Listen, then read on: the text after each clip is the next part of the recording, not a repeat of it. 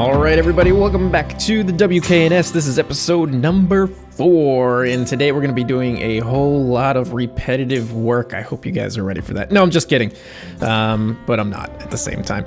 I have finally built up enough steam on this route. I am flying through it, if you haven't been able to tell from the surplus of WKNS videos right now. I am just blowing through this build. I'm having so much fun with it, and I'm really enjoying the process and doing the this country scenery and all this foresting and farmlands and stuff like that. But man, we are at this portion, we're in like the middle part of the route, and it is a bit repetitive because it's just kind of outlining where the farm is, or farmland, cropland, and where the forest is going to be.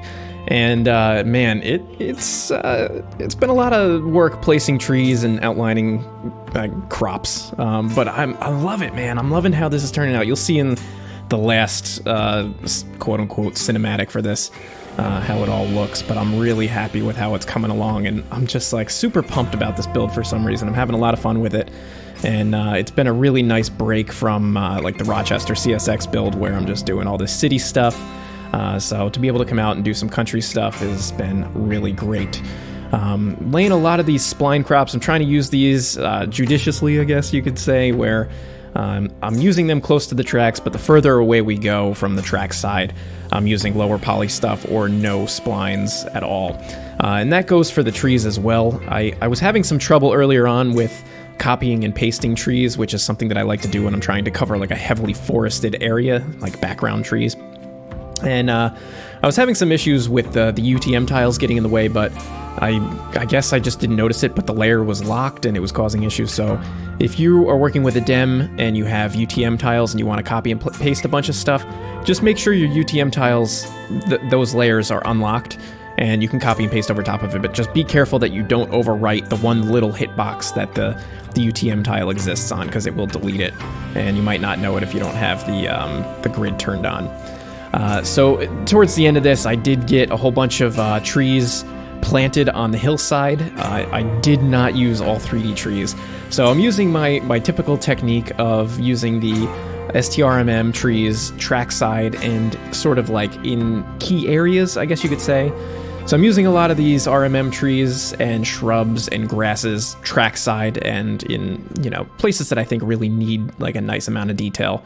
And then the further away we go, or areas that I'm just going to fill in dense forests, I've been using the JVC blueprint trees, which I'm not sure if you see during this episode or if you'll just see them during the cinematics, but I pretty much have been outlining the area trackside with the 3D stuff, and then literally like 6 feet away, I'm using the billboard trees. And really, if you're just driving by, you don't even notice it. It I think is going to save a tremendous amount of frame rates. I am still using a lot of 3D trees and shrubs and stuff here, but I mean, the fact of the matter is, like, this is just how I build. You know, if you're gonna play a map that has been made by me, this is how it's gonna be. It's gonna have a lot of detail within that regard. I try not to spare or cut any corners on scenic elements like that, and I like to bring in as much as possible. And sometimes I go a little bit too far, where I begin detailing scenes that are very, very far away from the trackside area, but that's just the way that I play the game, particularly when I get into a route that I've never ran before or never been on before. I really like to explore the areas further away from the tracks.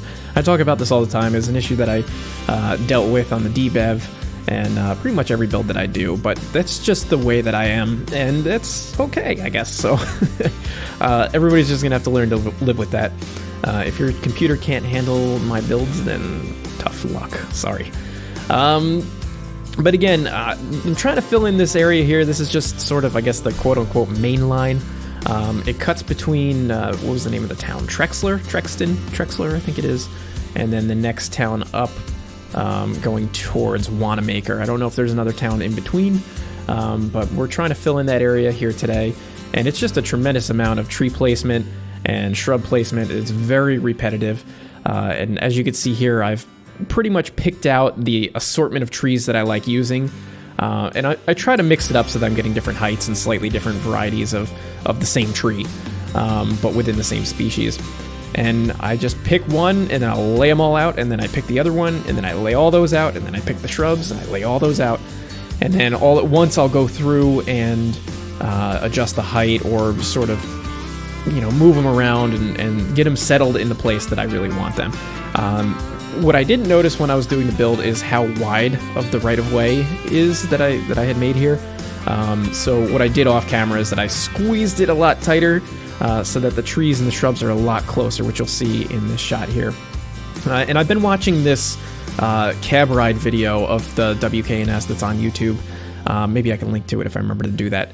But there's a cab ride video where you could see all this trackside stuff, and that has been a big help for me to actually see what kind of elements are on the right of way.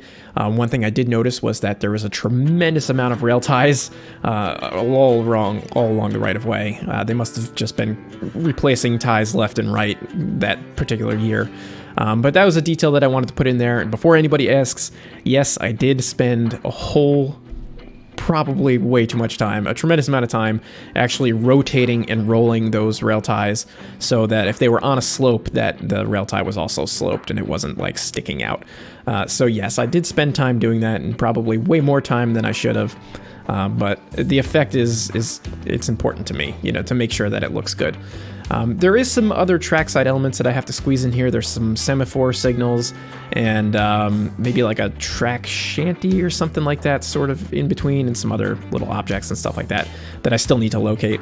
And as I said in the previous videos, a lot of the assets that I'm using are absolutely subject to change, and I have been changing some of them out, some of the houses.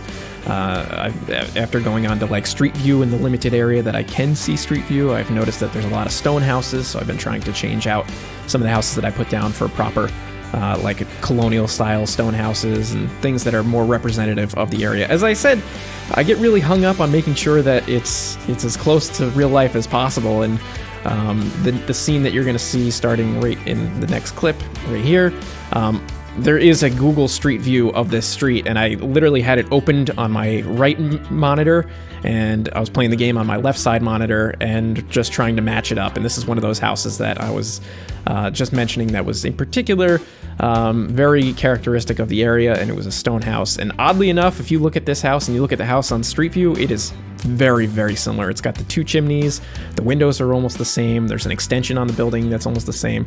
Really bizarre, but these are the details that I really like to have, because if I'm playing on somebody else's route and it's based on a real area, I like to go into Google Earth and just kind of see what details they actually spent time on, and how far they took the detail level and stuff like that. But that said, outside of the immediate area that this DEM covers in terms of like where the UTM tiles are, it's just all going to be forested. I'm not going way outside of the area. That's just too much.